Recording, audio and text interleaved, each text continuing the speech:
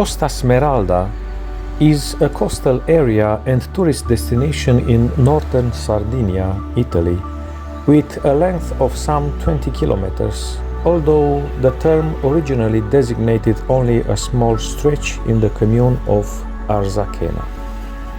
With wide sand beaches, golf clubs, private jets and helicopter services, and exclusive hotels, the area has drawn celebrities, businesses and political leaders, and other affluent visitors.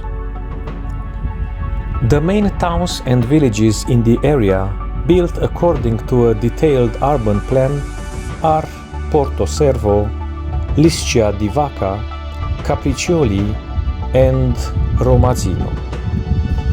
Archaeological sites include the Limuri giants' graves.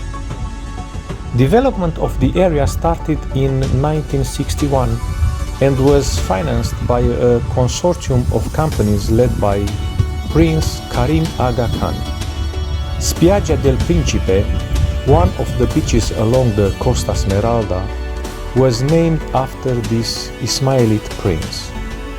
Architects involved in the project included Michael Busiri-Vici, Jacques Collet, Savin Collet and Vietti. Embraced by the warm and salty waters of the Mediterranean, the diverse coastal area of the Costa Smeralda in Sardinia offers beachfront resorts, rental villas, boutique hotels, chic marinas, shopping areas and a vibrant nightlife, while keeping a balance with its beautiful surroundings. The place consists of miles and miles of picture-perfect bays, coves and wide sandy beaches. As if that weren't enough, the perfectly clear green and turquoise waters seem to come straight out of a Caribbean dream. Costa Smeralda beaches belong to the best beaches in Europe, and the place is one of the most popular holiday destinations in Italy. All beaches are open to the public and offer some of the best swimming and snorkeling in the entire Mediterranean. The best time to go to is spring, summer and autumn, all the way to late October. If you want to avoid the crowds and prefer cooler water temperatures, simply avoid July and August, when water temperatures reach over 25 degrees Celsius. Spring and early autumn are absolutely gorgeous. If you want to be sure you've seen the best beaches, here is your bucket list. Piccolo Pevero Beach and Grande Pevero Beach.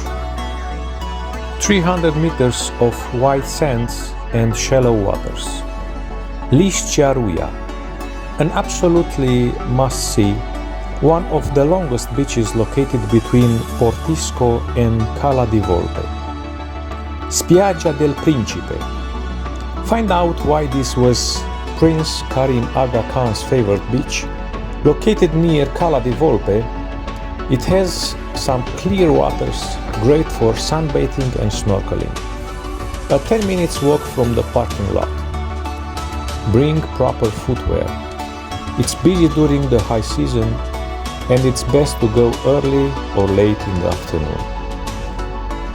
Spiaggia del Romazzino. Sheltered from the wind with shallow waters. Located right in the front of Hotel Romazzino, 5 kilometers southeast of Porto Cervo. Park your car behind the hotel. Spiaggia Capriccioli. It's a 200 meters long beach with beautiful views of the islands of Mortorio, Sofi and Le Camere. Niki Beach, an oasis for the selfie crowd. Situated on the bay of Spiaggia di Petraruia, best accessed by sea or private yacht. Shuttle services depart daily from the Porto Servo Marina, Marina di Portisco, Marina di Porto Rotondo, and the Romazzino Hotel and Hotel Cala di Volpe. When Sardinia was still lost between Europe and Africa and belonging to nowhere, as English writer and poet D.H. Lawrence once wrote in Sea and Sardinia, and before the Costa Smeralda came into existence, the area was mostly agricultural, inhabited by local shepherds, farmers and fishermen. You would find only a few so-called stazi, the typical granite country houses of the shepherds, scattered around the areas of Cala di Volpe, Abbiadori, Monte Tundi and Liscia di Vaca. Portocervo, the harbor which was soon to become Portocervo, was visited only by cattle that went to the shore in search of shade. Construction of the Costa Smeralda holiday resort area began in the early 1960s and took many years before it was completed. The project was enormous, as the Emerald Coast consists of 20,000 acres with 35 miles, 55 kilometers of beachfront land. John Duncan Miller, a London banker, came up with the initial plan to transform the area known as Monte di Mola into a new costa in the Mediterranean, included building a new airport and terminal, an 18-hole golf course, and a far larger mooring capacity for the port of Portocervo, the capital of the Costa.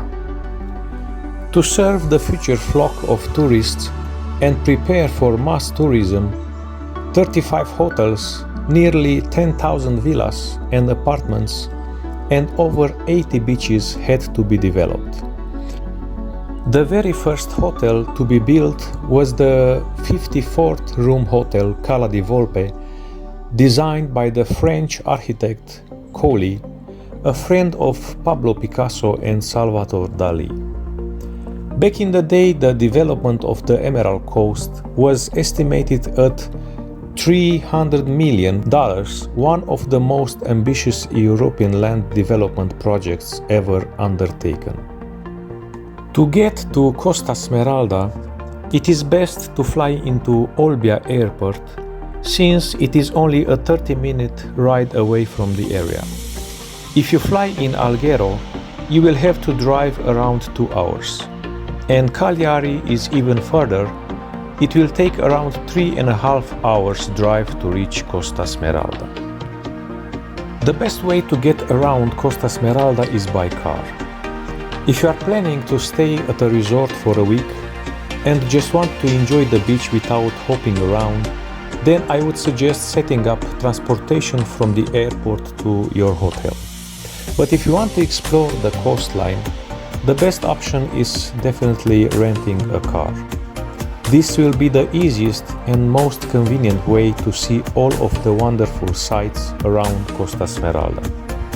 If you plan to visit La Maddalena, which you should, you can take your car on the ferry from Palau and explore both La Maddalena and Caprera Islands.